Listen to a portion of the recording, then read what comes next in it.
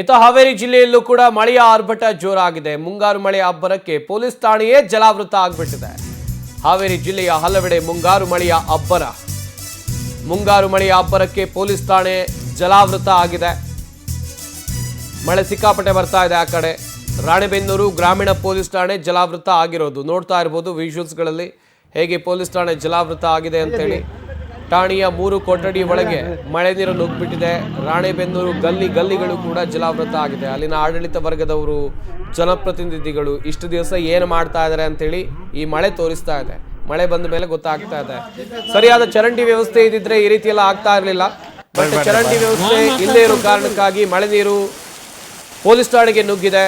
ಹಾವೇರಿಯ ಕನವಳ್ಳಿ ಗ್ರಾಮದಲ್ಲೂ ಕೂಡ ಮನೆಗಳಿಗೆ ನೀರು ನುಗ್ಗಿ ಜನ ಪರದಾಡುವಂಥ ಪರಿಸ್ಥಿತಿ ನಿರ್ಮಾಣ ಆಯಿತು. ರಾತ್ರಿ ನಿದ್ದೆ ಕೂಡ ಮಾಡಲಿರಲಿಲ್ಲ ಅಂಥ ಪರಿಸ್ಥಿತಿ ನಿರ್ಮಾಣ ಆಗಿದೆ. ಇತ್ತ ಅಗಡಿ ಗ್ರಾಮದಲ್ಲೂ ಕೂಡ ಹಳ್ಳದಲ್ಲಿ ಭಾರೀ ನೀರಿನ ಹರಿವು ಕಂಡು ಬರ್ತಾ ಇದೆ. ಹಾವೇರಿ ಗುತ್ತಲ ರಸ್ತೆ ಸಂಪೂರ್ಣವಾಗಿ ಸ್ಥಗಿತವಾಗಿ ಜನ ಪರದಾಡುವ ಪರಿಸ್ಥಿತಿ ನಿರ್ಮಾಣ ಆಗಿಬಿಟ್ಟಿದೆ. ಹಾವೇರಿ ಜಿಲ್ಲೆಯಲ್ಲಿ ಮಳೆರಾಯ ಸೃಷ್ಟಿ ಮಾಡಿರುವಂಥ ಅವಾಂತರದ ದೃಶ್ಯಗಳನ್ನು ನೀವಿಲ್ಲಿ ನೋಡ್ತಾ ಇದ್ದೀರಾ.